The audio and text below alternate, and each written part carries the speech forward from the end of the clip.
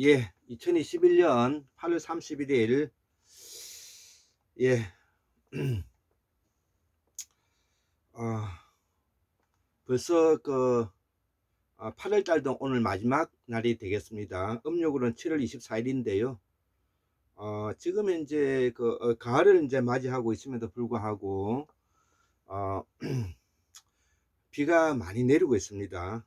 그래서, 뭐 하루 걸려서 이제 비가 내리고 하루 걸려서 비가 내리고 하니까 조금 답답하면서, 우리들 일상생활에 있어서 기분이 별로 좋지 않는 것이고요. 또 더불어서 또 이 코로나 전국이 지금 이제 1년하고도 8개월 지나가고 있으니까 이 많은 모든 우리 국민들이 많이 지쳐 있으리라 생각을 하고요. 이럴 때일수록 예, 우리는 중앙정부의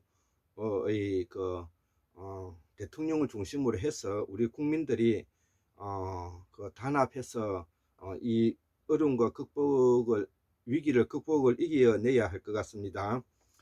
예, 그래서 오늘 학문 산책 18번째로서 마한 문화권 그리고 고아시아의 발원지 시원 인류의 정거장이 연해주 만주이다. 이들의 문화가 바로 태고사의 문화이고 태고사는 민주화의 출발이다. 이제 이런 내용인데요. 이 내용을 간단하게 요약하면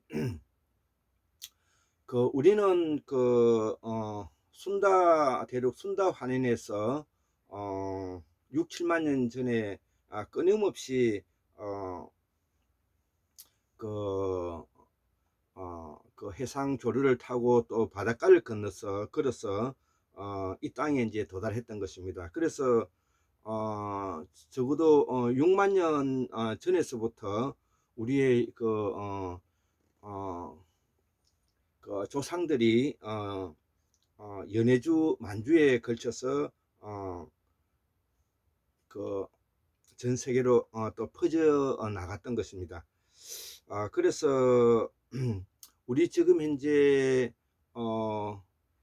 한국인의 이런 유전자적인 어떤 hin질 인류학적으로 볼 때 바로 그들이 이 바이칼에 도달했고 시베리아 남부 바이칼에 도달했고 그들이 다시 이제 서진해서 카스피와 흑해에 도달하고 또 카스피와 흑해에서 다시 우수한 문명을 바탕으로 해서 다시 동진해서 파미르 공원을 넘어서 천산을 넘어서 이제 도난과 중원에 도착하고 그 중원에 도착했던 세력들이 바로 주나라이고 주나라의 주 세력들이 바로 흉노들인 것입니다.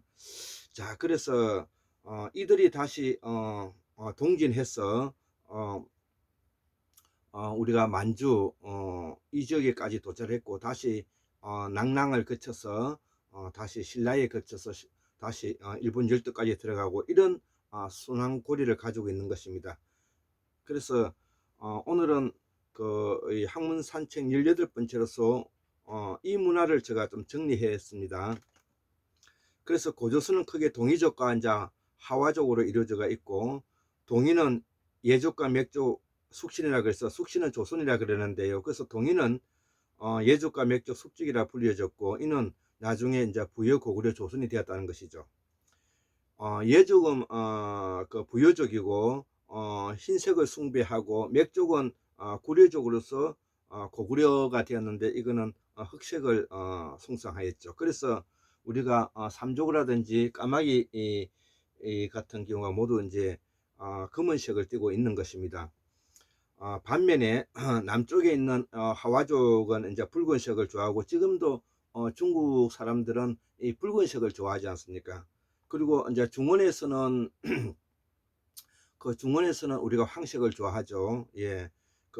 중원은 무척 뭐냐면은 이 고대사에 있어서 매우 아주 중요한 땅이었기 때문에 중국이 들어서기 전에 우리는 중원이라 불려야 되는 것이고요.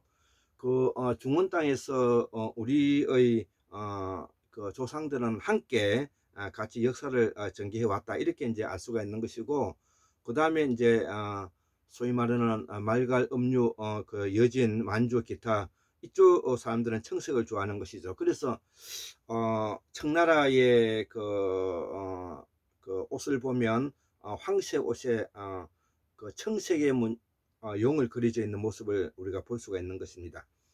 자, 이들은 다 상나라 이제 후손들인데요. 이 상나라의 발원지는 바로 요하강에 있다는 것이죠.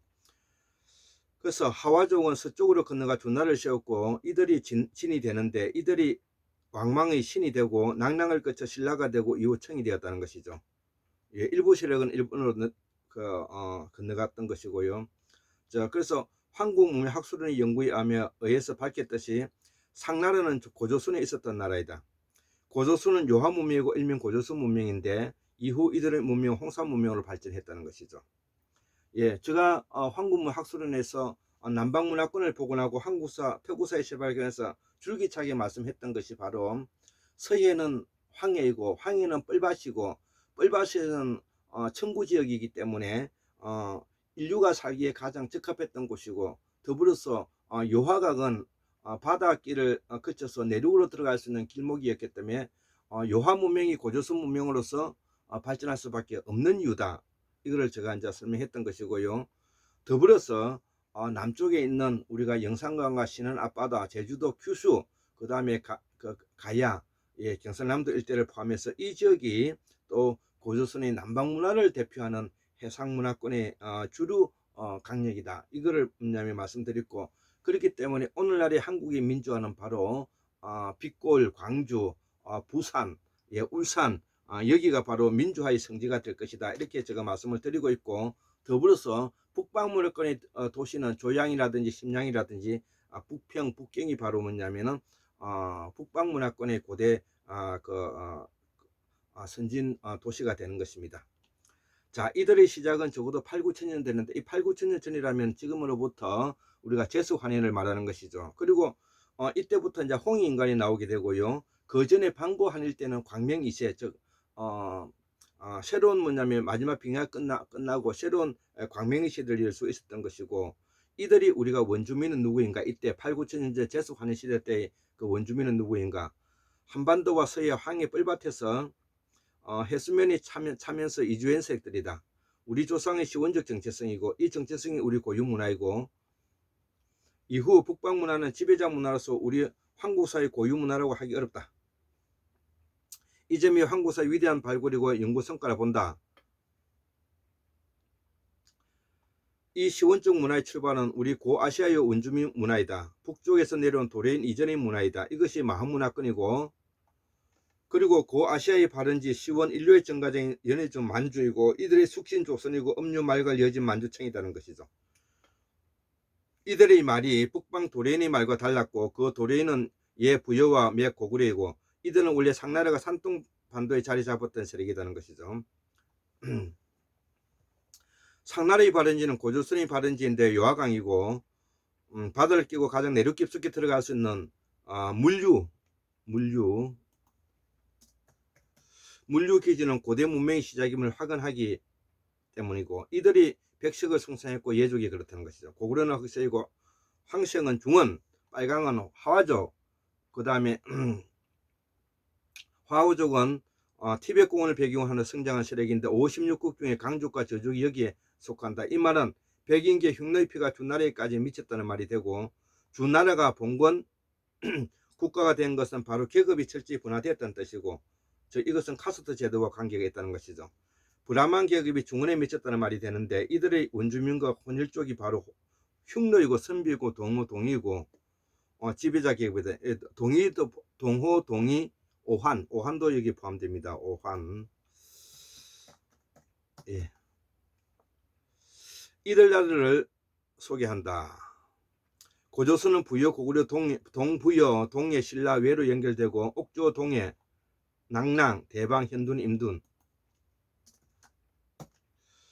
이들 나라도 마찬가지라는 것이죠. 구체적인 예를 들어본다. 바흐커스와 석태레가 바로 동부여족인 동해라 보여주고, 말은 바흐커스가 퉁크스 계열의 말하고, 그러니까 말갈 만주 여진 쪽의 말이라는 것이죠. 석탈에는 아이누어계를 사용했다고 전해지고, 그러나 석탈이가 동부여인 동의 사람으로 볼 때 연구가 더 필요성을 가지고 있는데 이 석탈이가 아이누어계에 말을 썼다는 것은 석탈이가 동부여의 동의 사람인 것은 분명한 것 같은데 이들이 어떤 연구에서 아이누어계를 썼는지는 제가 좀 더 공부를 해봐야 될 것 같습니다. 이후 지정마리간 버프왕이 와서 고구려에 항복한 북연의 모용선비가 정권을 잡고 세습되었다는 것이죠.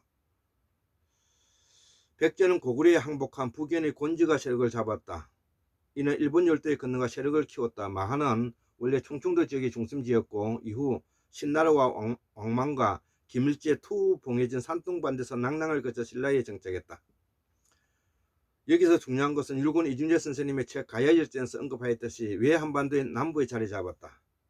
이들이 같은 동부역의 동료이다.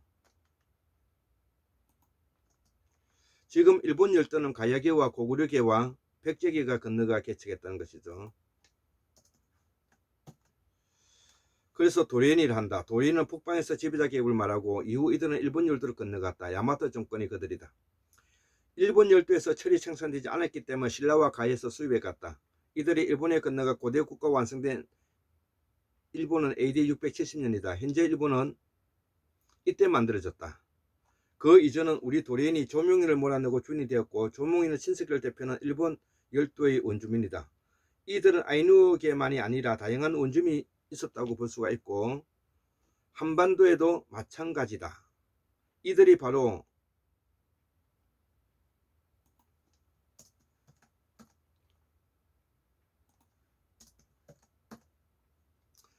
춘천 중도 선사유지 사람들이다. 이들의 집단은 계속 이 땅에 살았다. 일본 열도의 조명인은 신석기으로 문화가 뒤떨어졌다. 이들은 지금 북해도에 정착했고 이들의 문화가 현재 일본의 시오 문화임을 부인하기 어렵고 한반도가 바로 만의 시오 문화임을 부인하기 어려운 것과 마찬가지다. 이걸 고아시아인이라 그러죠. 고아시아인. 이 시기의 최고의 국제도시는 한반도 서남부임을 부인하기 어렵다. 오늘날 제주, 광주, 부산, 울산의 민주화 성지가 되어가는 것은 바로 시오 문화 때문이다. 이들이 바로 우리 땅의 시원 원시 토착 문화인 것이다. 결론은 이렇다.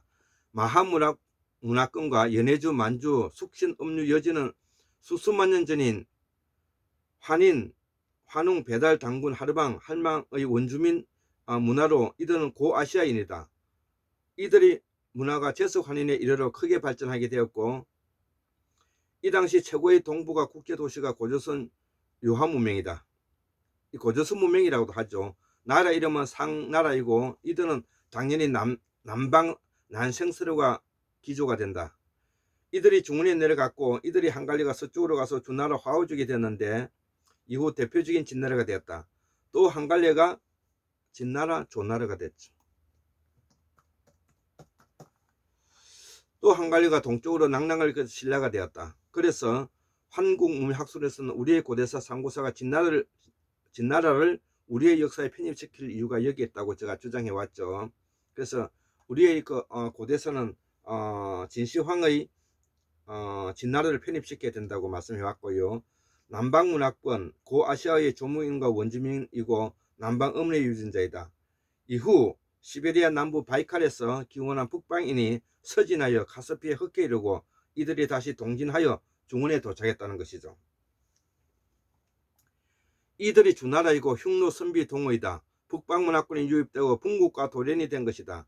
이들이 천년 넘게 전제 왕권 봉건 국가를 유지했다. 그 몰락을 보았다. 한국에선 1910년, 중국에선 1911년 신의 혁명이다. 이 말은 새로운 이념의 민주화가 진행하고 있다는 결론이 나의 한국사 부분의 의미다. 74,140년 8월 31일 화요일 골장 김태수 도선으로 올립니다. 예, 감사합니다.